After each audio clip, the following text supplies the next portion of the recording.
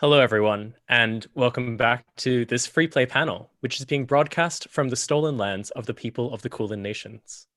Our guests are joining from Wurundjeri and Boon land. We pay our respects to the elders of the lands on which we live, play, and work, past and present, and to anyone watching who has a connection to the world's oldest continuing culture. My name is Lee Sang-Hoon. I was a co-director of Free Play back in 2013, and I have here a huge panel. I'm just going to try and cancel spotlight video of guests. We have Katharine Neal. Hello and welcome. Hello. We have Marcus Westbury. Or am I? All right. Yeah, we could. Hello. Sorry, I'm just going to go one by one. We have Paul Callaghan. Hello. Next, myself, chronologically, followed by Dan Golding. Hey, everyone. And current director, we all know and love him. It's Chad Toprak. Hello, everyone. So this is it's an unprecedented panel. We've not had all the directors of Free Play, this many directors of Free Play assembled. This is not all of us. There are co-directors that are not represented, but we do actually have directors from every continuing year of this festival, which is the longest running independent games festival in the world.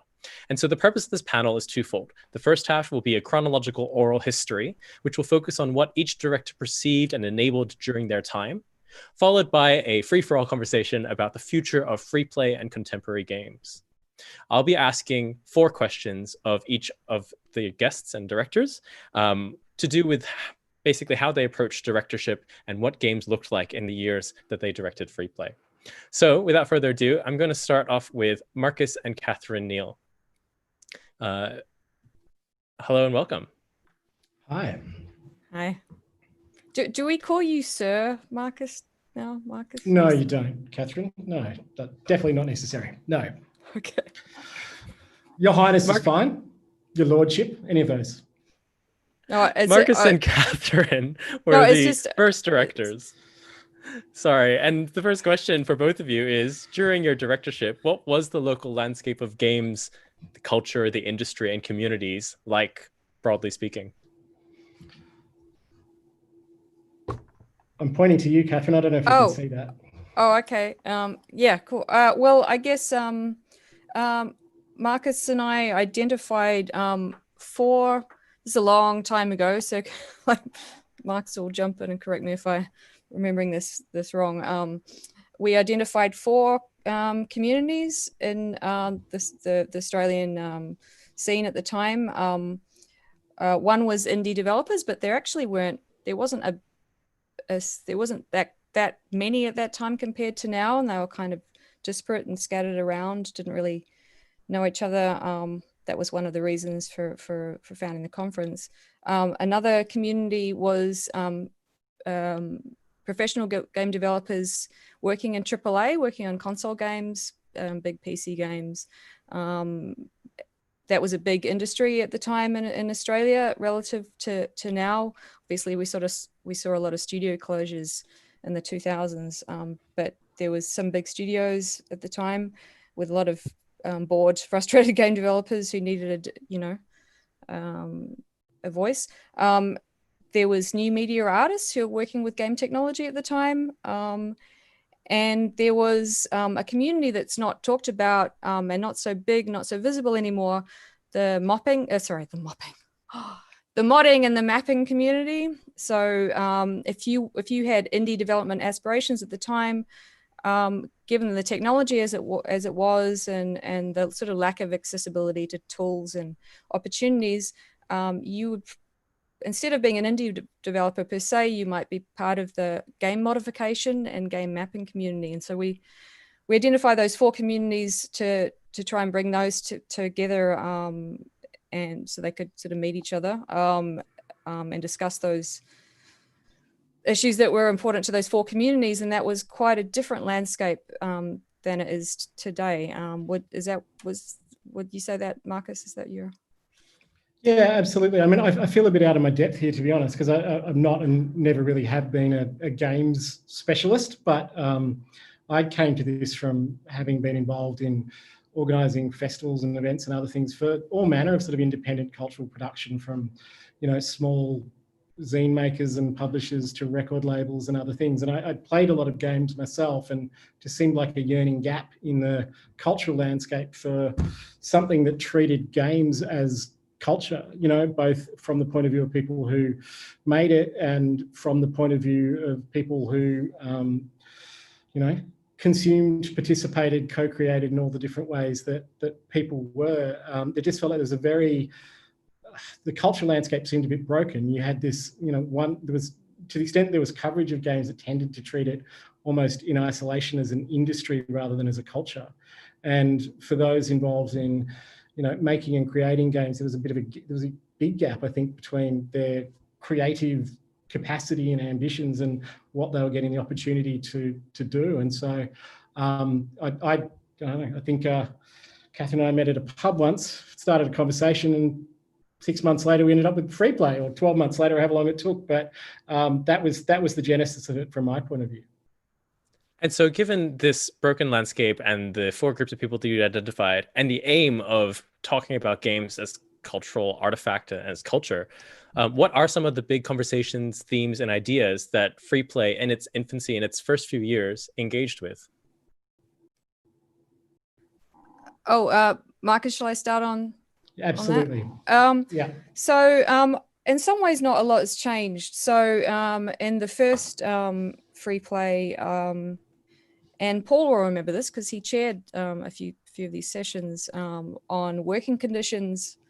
Was one of them. So we had someone from the ASU, Australian Services Union, on a panel, as I recall. So we had a panel on working conditions in the AAA industry. Obviously, wages and working conditions are still a big talking point all these years later. We had a women's panel on issues faced by female developers, still a big issue.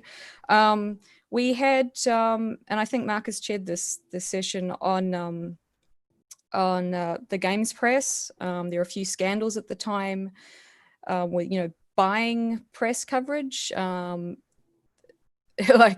they're in terms of ethics in journalism, just I was afraid you were going to go there. Not wanting to reference back before it was a thing. Yeah, actually there were actual ethical problems in journalism, yes. Not caused by women or Anita Sarkeesian. I obviously say that facetiously, but by companies of the type that Paul and myself were working for, like Atari, famously buying the cover of Edge magazine for our game Transformers. There was scandals around our review scores for Driver 3. Anyway, I don't want to digress too much, but there was, there were hot topics. There was game education. We had this shit fight on stage in the session about game education in Australia between disgruntled students and the heads of that. Well, people who defended that. There were some arguments at Freeplay around some issues, but it was good, healthy discussion. And one of Marcus's philosophies, which I've always kind of remembered, is like you get the interesting. You want those controversies.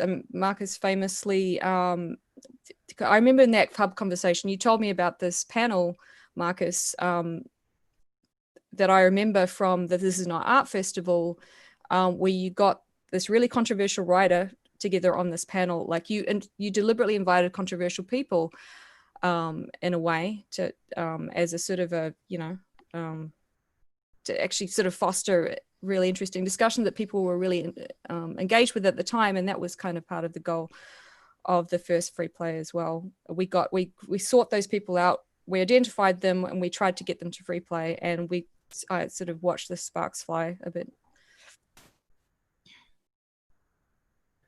And so what are the challenges that you faced as director?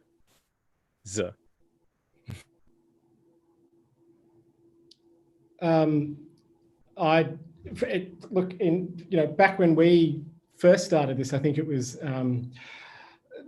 part of it was defining a landscape that wasn't really there, you know, trying to work out who this community was that was coming together, what it actually meant. And it, you know, there were some rough edges on that. I think in the early stages, it feels like it's kind of coalesced into, you know, what different people have different visions of what the community is and could and should be, but it wasn't really defined at all. And so I think that's a really key issue. I think there's this tension between the relationship to the sort of free play community and the games industry as to whether that's sort of oppositional or interconnected, or, you know, and probably all of the above in lots of ways. And so I think those tensions played out as part of it, and, you know, defining an audience and you know, making sure our venue didn't collapse. That was the karate dojo back in the first year was, you know, it was an interesting place to have it, and there was no lack of challenges along the way with that. But on the whole, you know, it was really successful, and, you know, it's attested to the fact that it's still going. Is that there was clearly I'm in the dark. Automatic lights. There clearly was a community, don't mind me, that was looking. I'm just going to sit here and be lit by the computer until I work out how to turn that on. I think that's the Australian game industry has cut your power off. They want to silence you there, Marcus. It feels like a lot of trouble to go. I'm not surprised. It really is in keeping with their behaviour. But Karen. Sorry, I'll just do this in the dark. Be spooky. Yeah, the fact that the free play is still going after so long, I think, is testament to the fact that there really is and has long been a community that was sort of looking for that to kind of coalesce. And it's been amazing to sort of see relationships that have been formed through free play continue to play out in legacies over many years. I'll try and get these lights back. Say the symbolism of like lights turning off. And so my final question for both of you is, what are your standout memories or moments from your years as director of free play? One of my favorite moments is telling the new CEO of Blue Tongue that he couldn't just walk into the conference without a ticket, after he'd been told by one of our volunteers that he could, because, oh wow, he's the CEO of Blue Tongue. And telling him that he had to work for it. He had to fucking shift some boxes. And my favorite moment was the way he looked at me. You know, we had a bar at the dojo, the karate dojo. I mean, the conference bar was a highlight for many people. Someone actually came all the way from Britain, always, you might know him better as Always Black, Ian Shanahan, who wrote that sort of seminal article in Edge that sort of spawned the new games journalism idea. Anyway, so he jumped on a plane. He came from Manchester for 2 or 3 days. He was at that bar, very drunk for most of it. Anyway, so yeah, I guess telling the look on the face of the new CEO of Blue Tongue when he realized that I was serious about him earning his keep by, you know, only volunteers got free tickets, because we were sold out. We were sold out weeks or days before, and he thought he could just waltz in, and, you know, yeah, it was interesting to turn, because you know, like most game developers at the time, every year we'd go to the Australian Game Developers Conference. And it was particularly bad for women because there'd be like booth babes with their tits out everywhere, and we'd be told to shut up about it. But yeah, it's a really alienating conference for ordinary game developers. We see our bosses up on stage basically lying and giving each other awards and pats on the back like a total fucking bloke fest. And to be able to tell a CEO of the local industry to kind of go fuck himself was like, I don't know, it was a really good moment. It's like it made it all worth it. I mean, I say that slightly sort of sarcastically, but, you know, that's kind of what free play was about in a way, was actually shifting power towards ordinary creators and ordinary developers that we didn't feel like we had at the time. For me, I think it was just it was a great sense of relief just seeing it come together and seeing the kind of you can actually witness it sometimes with these things. You can witness the catalytic effect that it's happening right in front of you. You see people having conversations that they wouldn't otherwise have, and you see, formally or informally, whether it's at the bar or in the laneway out the back or around the corner or afterwards, it's starting to see these little connections fly out, discussions having that clearly people had been waiting a long time to have a place to have them. And it was really amazing to see that play out and see it sort of, set up to be something that was able to continue. And Harvey Smith in those alleyways, like people were like, it was really cool for people like to be out and like seeing Harvey Smith out there having a smoke and be able to chat with, the lead designer of Deus Ex. Like, I think that was, for me, that was kind of amazing to meet him, and pretty amazing for a lot of Deus Ex fans as well. Yeah, we're actually getting live comments from the chat saying some old photos from Freeplay 2004. Harvey Smith came to it. Awesome. It was in a grungy old building near Acme, which I guess was the karate dojo. Incredible beginnings. Thank you both, Katharine and Marcus, for your contributions as directors, the first directors of Freeplay, making it possible for every subsequent director. Next up, we're going to hear... Are you just not saying like the ship posting comments that there? I mean, I assume that there are some. Oh, do you want me to say all the ship? Like, what about is people going to make comments on my hair? I mean, they're not going to make comments on Marcus's hair because it's very neat, but I made this hair especially to get the comments about how looks. I just look like I can't. I did actually just get out of bed. It is very early in the morning over here in France, but anyway, carry on. I'll believe you about the positive comments. There are a lot of positive comments, and people appreciate the new term that has been coined, mopping. The mopping community thanks you for your service.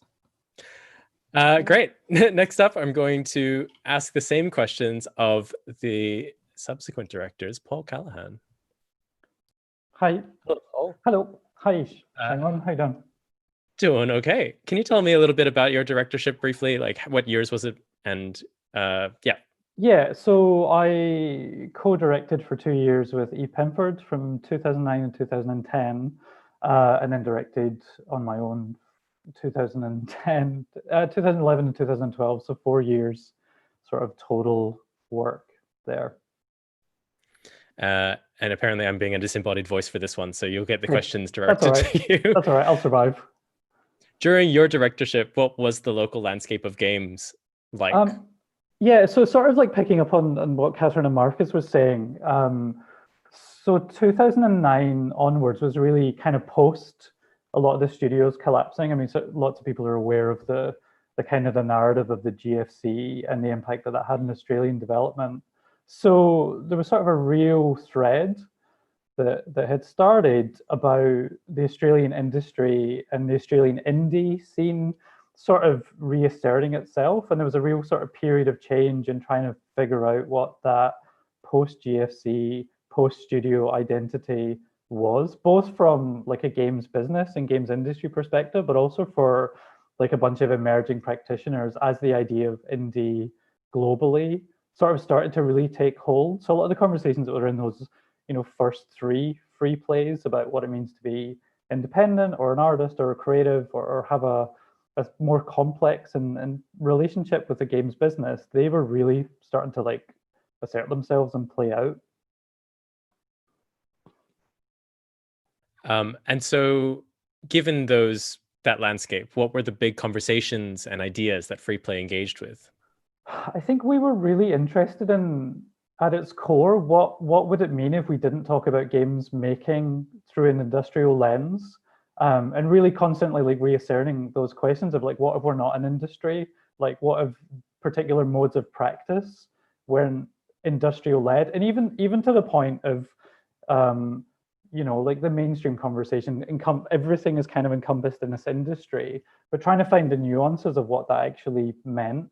And so really that layer of kind of critical thinking and critique.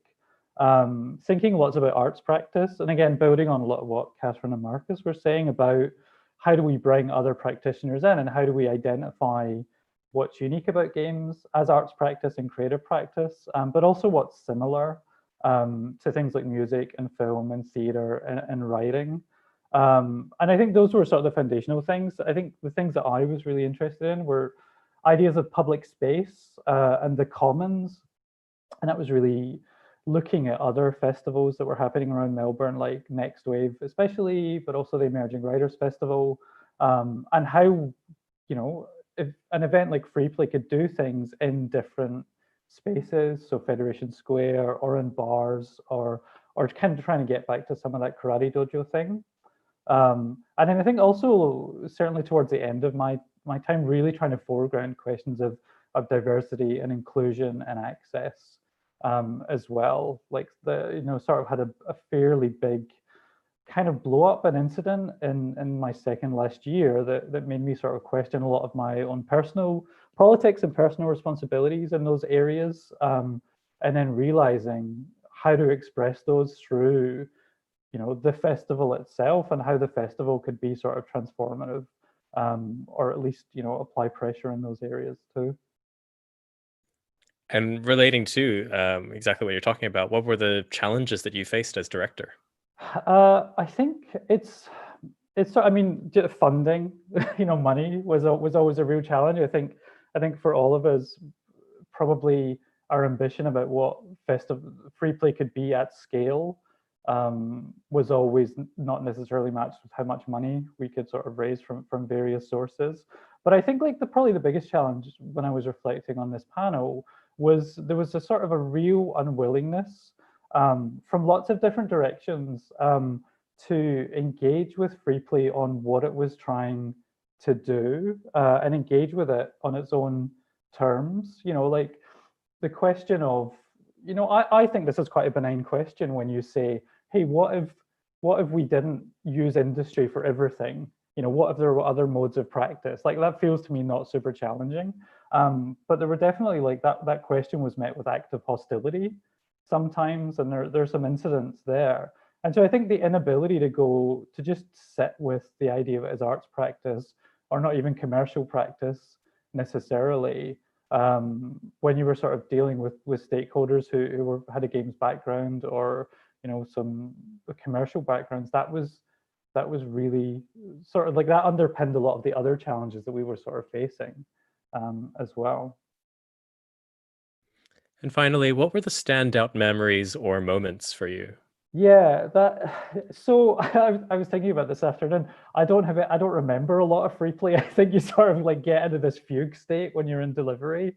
So the moments that I have are actually quite small moments. I remember being at an event and being someone from the games business yelling at me about something that some of my team had done on the festival, and it was it was a moment where I was I actually don't know what I have to do here or what this person expects from me. How do you want to change? How do you want this situation to evolve just within this dynamic? And it was really kind of I don't know, trying to figure out what that was. And then there were smaller moments. I very clearly remember after I think the 2010 festival, when I was trying to process what had happened, or 2011, about the blow up and about kind of how that impacted me and my sort of personal politics around the festival. And I was talking to a friend of mine about the feelings that I had about it, and she kind of looked at me and said, "Yeah, but that's what you had, solving that is the job. You just have to do that work." And that really was quite transformative, that moment. But it was a very small, quiet moment outside of the festival. And then I remember talking to someone else who I was trying to convince to do something at the festival. And we ended up having a quite deep chat about these ideas of duty of care, both in terms of community and festivals and things like that. And again, it was a really simple moment, but it really, again, kind of solidified for me what I felt, for me anyway, a festival and an event like Freeplay should be. It should have a duty of care, and sometimes the difficult work is just the job, and sometimes that means that people who don't like it are going to yell at you, and get in your face. And so those were sort of the moments related to it for me. And you know, some of the events that I'm super proud of, and I'm obviously super proud of helping to make free play like sustainable over its 16 years. But like for me, the really transformative stuff was those very quiet individual conversations. Paul, thank you so much for sharing your thoughts. And the chat has been yelling for everyone to spill the tea. This is it. This is the tea. Sorry, where's the tea? Mine's here. This is oolong. So Next up, Shang, it's me. It's you, yeah. So I would like to step forward and ask the very same questions to you, Shang-Lun. Oh, good. I didn't want a monologue.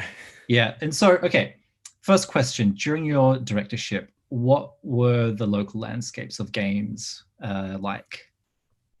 Yeah, so I was the co-director of Freeplay with Katie Williams in 2013, and it was a really interesting juncture point for me in my artistic practice because I was starting to realize that I wasn't just a game maker. I was interested in all of the intersections and adjacencies around this creative medium and mode of expression, and that because Freeplay's relentlessly and purposeful like political aspects were something quite new to me at the time, not just in terms of like games, but even the language of asking about unions and asking about and questioning diversity and representation and you know, demanding to see changes in our local communities.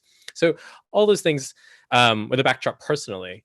More broadly, the landscape, I think, was dominated. There was the studio collapse that Paul mentioned, and there was a group of very excited, energetic people who were fairly monoculturally pursuing a particular type of product. So everyone was being inspired by who was making money, and the metrics of success were primarily about that financial domination of market. And like what we consider the out of the ashes of industry, the indie saviors, was itself actually really kind of a stodgy, how do I put this? Like not very diverse in terms of the people that made it, and not very interesting in terms of the experimentation of game design as a medium.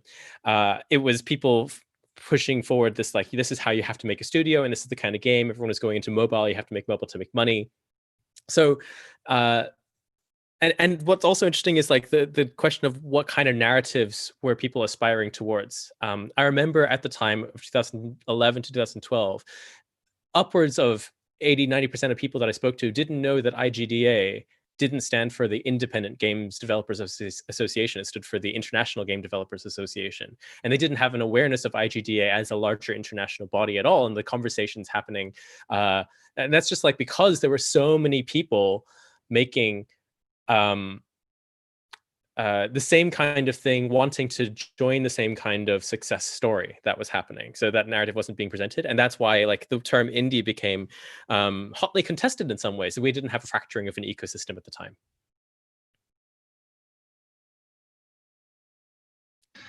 And what would you say are some of the big conversations and themes and ideas that you as director, co-director, along with Katie Williams, engaged with?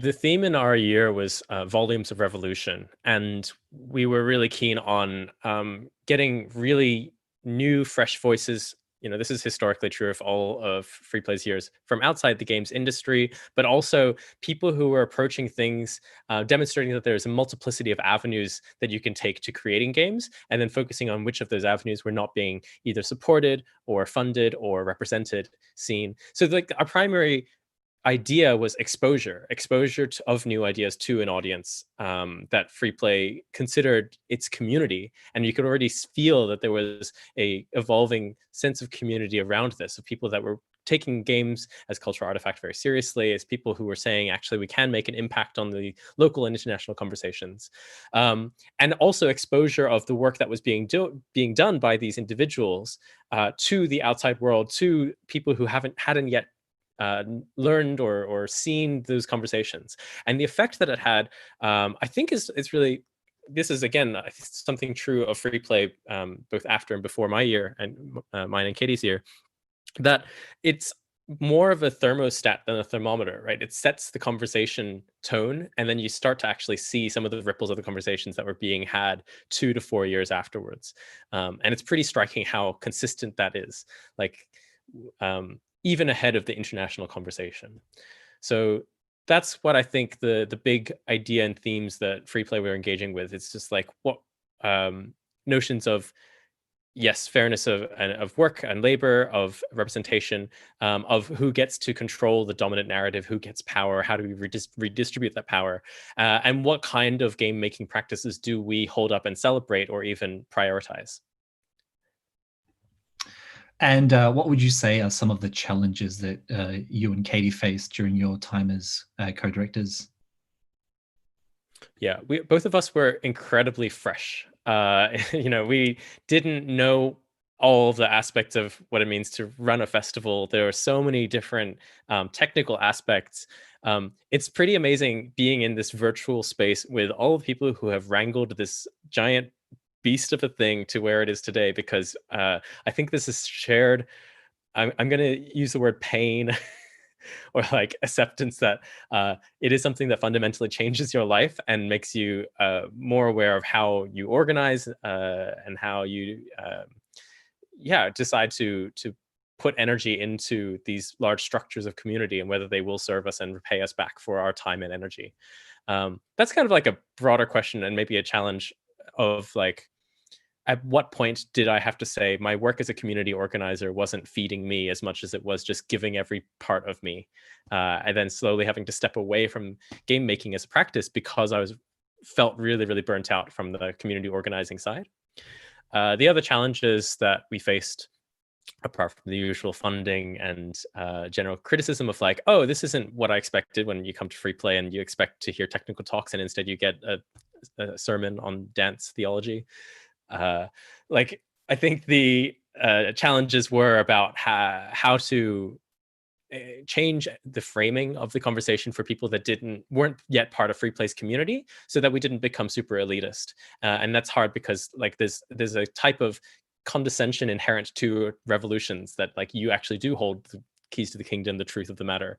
And so to balance those things of saying like, oh, our perspective is actually more valid than yours and you have the power, and then to like shift that into a situation where actually you're creating a community where internally there is still a cliquey culture and you might still prop up the things that you profess to be against. Like that's a tricky balance and a challenge for anybody who is involved in community organizing. So yeah, self-care and duty of care. And finally, what would you say are some of the standout moments from your time?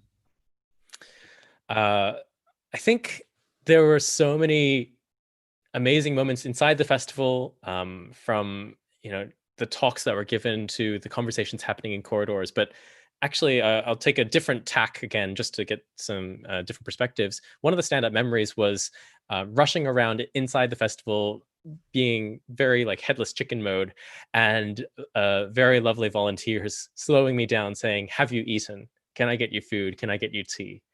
A huge shout out to the massive work being done by all of the free play volunteers, staff, board, community, all the attendees, everyone who engages in the conversations. It's only possible because of the energy that we put in.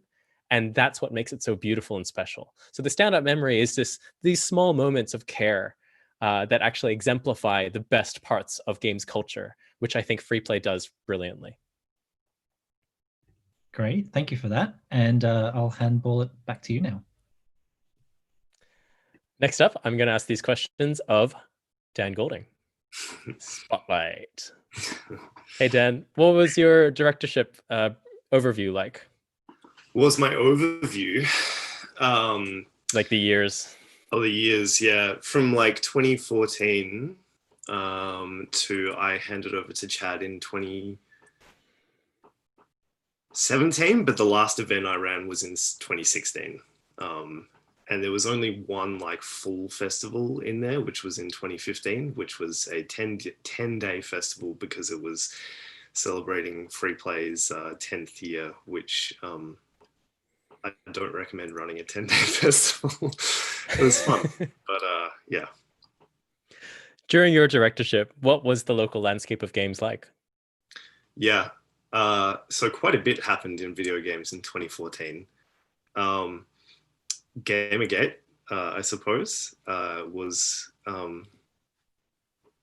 industry, community changing, and by no means did anybody involved in my year want to make the sort of 2014-15 festival of free play be the Gamergate free play, but there was no way we couldn't respond to it. And so I think, creating conversations even internally around questions about inclusion and diversity, but I think from a different perspective, in that the kind of realization that actually genuine inclusion means excluding. So without putting it too bluntly, telling people who, and there are or were people in the Melbourne scene who were into what Gamergate was doing too. And I'm not a very sweary person, but there's no other way to put it than telling them to fuck off. And that they weren't welcome at free play, and that free play was somewhere that valued the contributions of others and the contributions of people who were working actively against that kind of stuff. So that was a pretty big thing to sort of contend with, I suppose. I mean, there were other things, like I think during my tenure, 2014 was the first Melbourne International Games Week, which was a big thing that changed the Australian games scene in many ways, and of course changed how free play thought of itself. But, I think in many really strong and great ways, because I think allowed free play to, once again, really double down on what it does really well, rather than serving sort of multiple different masters badly or anything like that. So yeah, there was a lot of big change. Yeah. That seems like a particularly unique challenge. What were some of the, I mean, you kind of answered this, big conversation themes and ideas that free play engaged with? Yeah, I mean, those sorts of things. I think as well, though, free play in the 2015 festival, once again, continued a lot of what other people have said previously. Questions of how do we get the video games community and industry and whatever into conversation with adjacent and interested areas. I mean, that's kind of what I do anyway. It's hard to think of myself as being a games person, but I guess I am in one way or another. But I, also do a lot of music and film and that kind of stuff. And I mean, I came to free play as a journalist and a writer and critic, right? So rather than a games maker, I've only really been involved in any sort of games production since free play. So doing those sorts of things, but also expanding the kinds of conversations and who gets to kind of own those conversations. I mean, I'm so glad that you mentioned the other people. It's not always directors, Shang, but for example, Amani Nassim curated, I think, probably one of the best things that we did in 2015, which was the Multiplicity Game Jam that we held at the Arts Centre, and had some really incredible speakers come along. And it was, I think, one of the first times that any games event in Australia directly spoken to, questions indigeneity games and things like that as well. And refugee, I mean, obviously refugees has been a topic that's been key to free play since the beginning, thanks to Katharine in particular. But nonetheless, sort of resurfacing some of those conversations. Yeah. What were some of the challenges that you faced as a director? Yeah, I mean, funding is always a big one. Articulating again what the position of the festival is in a changed industry. I mean, it changes every year. I think, Paul and Shang, you both talked about playing with those expectations, because I think, traditionally free play has been something where a lot of people come through earlier in their career and then they sort of turn up later in their career and they're sort of like, but there are all these people from early in their career at this festival. And it turns out it's just doing for those people what it did for you.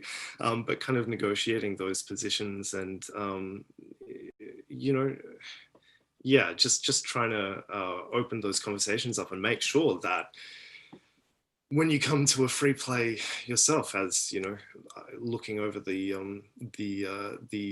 program for this year, like I don't recognize a lot of people, and that's no slight on them. I think that's fantastic. That's the best possible free play experience for me as someone who's kind of, you know, come in and out of games, I suppose, over the intervening years. But yeah. And finally, what were the standout memories or moments for you? Yeah, I was you totally stole mine in the kind of helpers. I was going to say, you know, specifically actually shout out to people like Ben McKenzie, who's probably got more years in a row of free play experience than any of us. Lena Van Deventer, of course, and Sheree Davidson also was the brought on as the chair of the Free Play Awards, which was a new position back then. And I think Sheree has done so much to help get the awards to that kind of almost not quite standalone event, but, you know, like it's a real powerhouse in and of itself. But also, you know, board members Trent Custers, Hugh Davies, Anna Berkey, who were incredibly instrumental. And that's what I remember, because I don't remember the awards ceremony of the 2015 festival at all. And that's not because I was drunk or anything. It's because I just have a complete blank spot in my memory because I was pushing myself too hard. And so it was the fact that all these people were around to make the festival what it was that I remember, and I remember their help. I also, the thing that I am most proud of, I suppose, is Parallels, which I suppose we started in 2014, and it has just become such an incredible standalone event as part of Games Week, as kind of Free Play's presence there. And so, yeah, I'm really pleased with how that came along.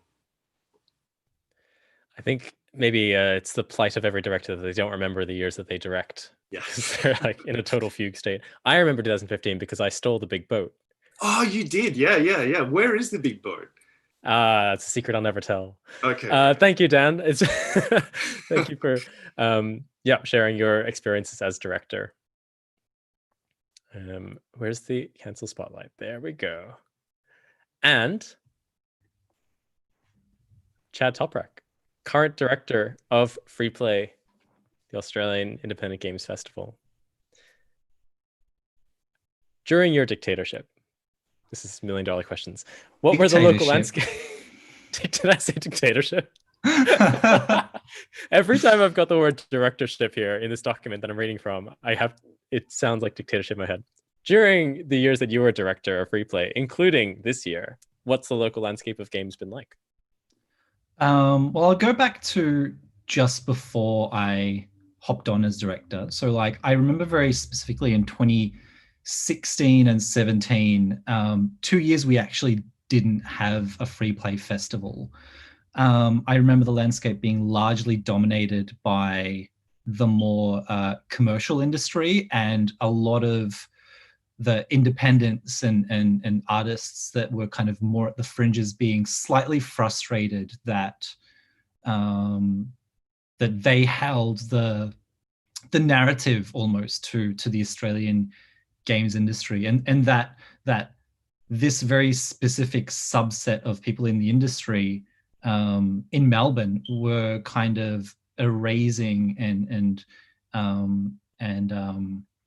it's kind of getting in the way of everyone else's voices being heard. And I was impacted by that as well. And I felt very frustrated by that. And I remember in 2016 and 17 creating an exhibition that I put on with co-producers Ben Turner and Pritika Sachdev called Contours. You can kind of see the posters behind me. I put on that exhibition in in partnership with the city of Melbourne as an alternative to what the industry kind of was speaking about and championing. And not only was it a spotlight on some of the more experimental and fringe games that were being made in Australia, but it was also games that were outside of Melbourne, and that was a huge focus for me as well. And yeah, when I came on board as director in 2017, we'd only just started kind of beginning to tackle that. And so that was kind of what the landscape was like at the time. And so in tackling that, what were some of the big conversations, themes, and ideas that Freeplay engaged with? Yeah, so I feel like one of the biggest challenges for Freeplay at the time was that because it hadn't happened for 2 years, there was actually, during those 2 years, there was a lot of new people who had entered the industry as emerging practitioners and business owners and independent developers and artists, and very few people, apart from those that still hung around as like the core Freeplay community, very few of them actually had even heard of Freeplay. And so that was a huge challenge for me to kind of bring that consciousness back. There were still people spelling Freeplay as 2 words when that had changed in 2009 when it was brought together as one. For the last 3 Freeplays, I'll just kind of cycle through each theme. In 2018, we had the theme Intersections, and much like most previous directors, I really wanted to focus on the fact that games as an artistic practice didn't exist in a vacuum, and that we actually sit alongside all of these other creative art forms and communities of practice, whether it's literature or visual art or theatre and so on. And so I really wanted to focus on that in 2018. And then in 2019, our theme was introspection, and I thought it was also Freeplay's 15th anniversary at the time, and I thought it was a really good idea to just hit the pause button and do some self-reflection and kind of look deep inside, not only as individuals, but us as a community, as an industry. Like, where have we come from? Where are we today? Where do we stand? And where would we like to head in the future? And kind of themed a lot of the talks and things around that as well. And this year, with the theme belonging, I just wanted to spend some time making sure that we're thinking about not only self-care, but also community care, and especially in an age of global pandemic and social isolation and lockdown. Like, what are the topics that we have to be looking out for? How do we make sure that we're not leaving good people in our community behind? And how do we reach out to make sure people are doing okay?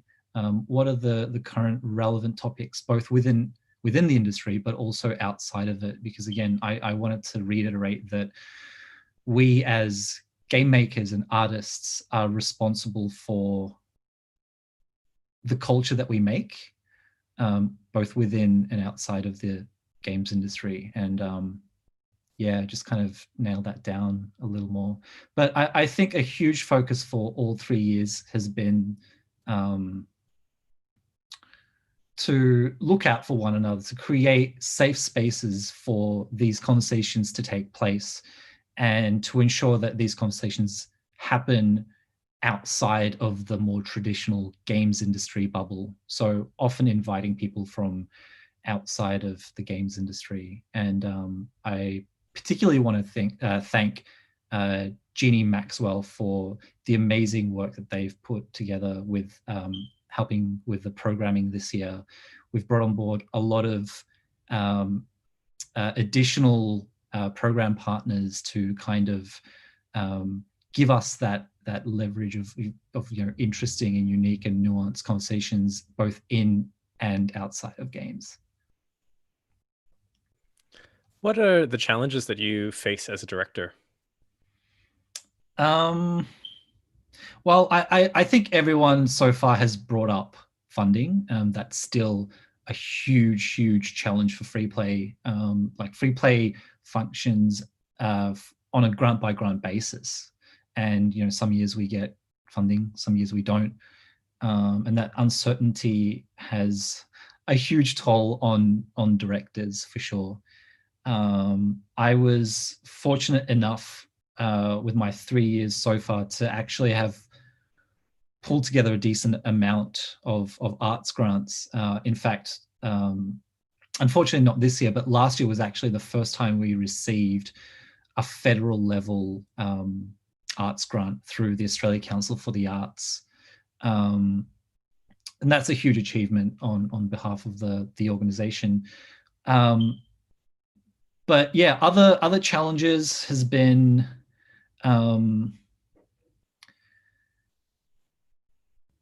trying not to burn out is a huge one. I haven't figured it out. Like, I promised myself that I'd make sure that I would keep that in mind going in, because I had many conversations with Paul, many conversations with you, Shang, and many conversations with Dan. And that's something that would constantly come up. It's like, make sure you look after yourself, make sure you have people there that are looking after you, and make sure that you have like an exit strategy. Make sure that you can leave the organization once you're done and have it continue and not crumble. So that's a huge challenge still. But the other thing for me personally is, and again, this kind of connects back to funding, is that just not having a source of stable income. It has been extremely challenging. There are, and this is an ongoing issue with arts in general, but there are some organizations that are a lot more fortunate who pay their directors a proper salary or wage, and unfortunately that's not the case with us so far, but hopefully that's something that we can address in the future. But yeah, a lot of the challenges that past directors were facing have slowly begun to shift away and disappear during my time, especially with some of the old guard kind of moving on and providing space for new and emerging leaders. Another challenge for me has been witnessing shifts within the local industry, particularly around the more commercial side, kind of learning from Freeplay and adapting some of the language, some of the practices that we at Freeplay have been carrying out for many years. Often a lot of past directors and organizers kind of bleeding to champion and to put in place. We're slowly starting to see some of that stuff being adapted by the industry as a whole in general, and that's such a great thing to see, and it's part of Freeplay's responsibility as an arts organization who kind of exists to champion emerging and experimental art, but also to critique the status quo. And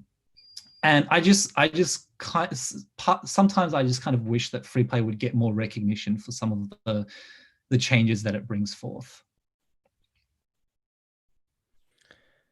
And just finally, what were the standout memories or moments for you? It's really hard to pinpoint any one particular memory. Over the last few years, a lot of the Freeplay organizing, including the festival itself, has happened during Ramadan, which is a holy month in Islam where Muslims fast for 30 days during sunrise and sunset, so we don't eat or drink anything. And yeah, for the Freeplays in 2018 and 19, I remember specifically people, like both attendees, but also our festival team and our volunteers, just checking up on me after the sun had set to make sure that I had eaten and I had had some water. those were touching moments for me. But also just when, you know, reaching out to artists, whether it's for the awards or for speaking opportunities, particularly artists who have either never been given opportunities before like this, to speak or to be a nominee for an award, and just seeing the happiness in even in email format, like you can feel the excitement and happiness of being invited or being accepted for something. And I'm super grateful to be in a position where I can help make that happen and to give marginalized and minority people a voice and a platform. And starting to get emotional, so I might just leave it there. I think that's ties in really nicely to this year's theme of belonging. Also, we had some people call you out for your beeping, and please change the battery in your smoke alarm. Oh yes, yes, I should do that. Yes, sorry about that. All right, so that's a history of Freeplay, as told by some of the directors and co-directors, all the way back to its founding years to this day, and hopefully onwards for many, many more. We have run out of time for a really robust conversation. However, I would love to invite all of the directors here in the chat to answer one final question, maybe just like, you know, max 30-second response. What advice do you have for future Freeplay directors? And then this can be a nice little time capsule that we pass on. We'll start one by one. Katharine. I tend to ramble, so I'm going to be really, really quick, like this is a game show or something. So 2 quick things. One is what independent games means differs from year to year, and it's certainly changed over the course of, 15 or so years. But I would say to, directors as they come along, think about what independence means in Australia at that time in game development, because the whole, otherwise just work for GCAP or something, like and that'll mean cultural independence, that'll mean independence of voice, or, supporting, unheard marginalized voices or whatever, or, it might mean economic independence, it might mean sort of that, power in the industry, money, whatever, but it's about independence at the end of the day.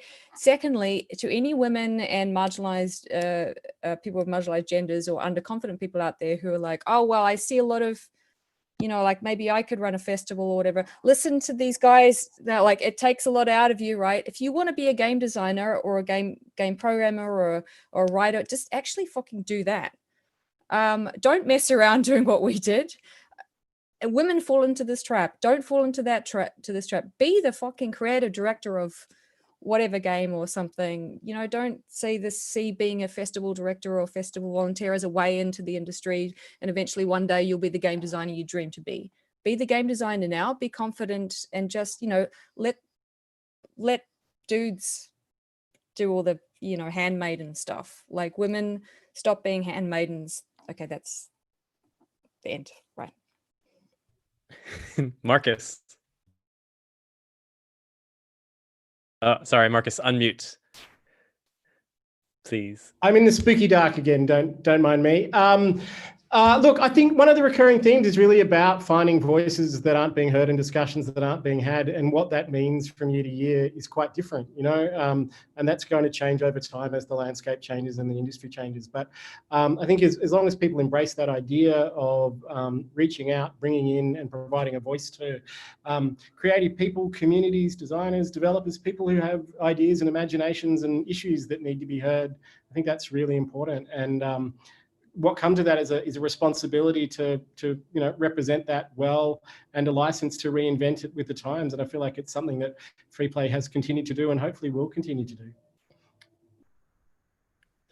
Dan Golding. Oh wait, no, I'm not going chronologically. What am I saying? Paul Callaghan. I got distracted by your jumper. I'll give you the 3 pieces of advice that I wish I had been given. So think long term. Like, as you can probably tell from this, like, change is like a long process. So like, think strategically about like what the change you want in decades is, and then what tactics you do now, like what interventions you can make now to make that change. Trust your gut. There were lots of times where I didn't trust my gut, and that always bit me on the ass. And I really wish I'd done more of that. So trust your own instincts. And I wish I'd fought more.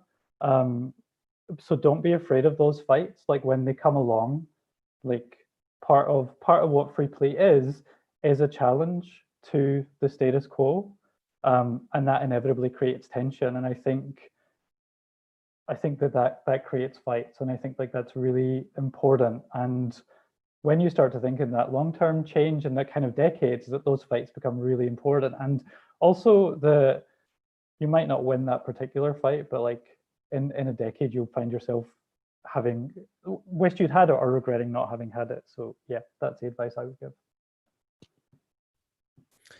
My piece of advice to future directors would be to mess things up, go and make change that is full of friction and tension, and fully embrace the mode of chaos, referencing maybe a previous year of free play, Chaos and Grace. Yeah, go and burn systems down, dismantle things that exist that are unfair and unjust, or even break things for the sake of it so that we can find out how things work by shaking things up. This has been the contrasting point, maybe. Also do think about the long-term structure, also think about care and community care. But no, most importantly, rage against the machine. Next up, Dan Golding. Yeah, I think, I stand by everything that everybody has said so far. I think whatever thick skin you have, it'll need to be thicker.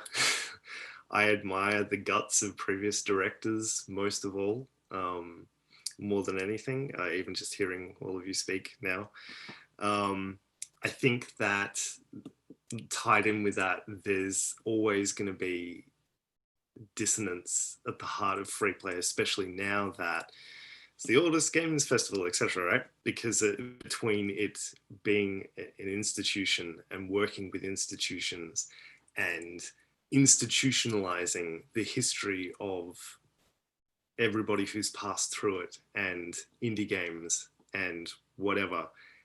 And then on the other hand, the tension of this kind of radicalist edge that it's always had, the tell people to piss off and burn everything down kind of thing, you know? And I think that I hope that there's somebody watching this who has a really exciting way of taking that conversation forward again for free play. And Chad Toprak. My advice will be extremely short and very practical. Dedicate some time before the festival to write up a proper opening speech. Because we're so busy and we just don't have time to organize that, and often we either wing it or we have very dodgy dot points to go by. So yeah, spend some time writing up a little thank you speech or a proper intro. I was going to say, can I add to that and say, yeah, thank yous, like write your thank yous before you're at the end of the festival and you've completely forgotten, you don't even know where you are or what your name is, like do it before. All the directors were just kind of nodding in the gallery view. Yep, do that. Thank you to everyone on this panel: Katharine Neal, Marcus Westbury, Paul Callaghan, myself, Harry Lee Sang-Hoon, Dan Golding, and Chad Toprak, in chronological order, for being part of this session where we looked back at Free Play, the longest running games festival in the world. And thank you to our audience. I didn't pre-write these thank yous. Thank you to our audience for watching, tuning in. Do check out the rest of the program. It's going to be an amazing festival. And Take care, thank you, Lee Sang-Hoon, for hosting. Yeah, thanks. Awesome. Thanks, everyone. Thanks. Great pleasure. Boy.